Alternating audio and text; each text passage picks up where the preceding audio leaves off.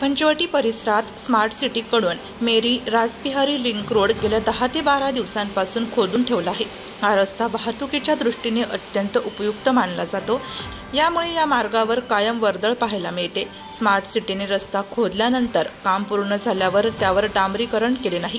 वाहने ये-जा करून या ठिकाणी खड्डा पडल्याने अनेक छोटे मोठे अपघात घडत आहेत। यात 2 जण गंभीर जखमी झाले असून त्यांच्यावर हॉस्पिटलमध्ये उपचार सुरू आहेत। यामुळे परिसरातील नागरिकांकडून संताप व्यक्त केला जातोय।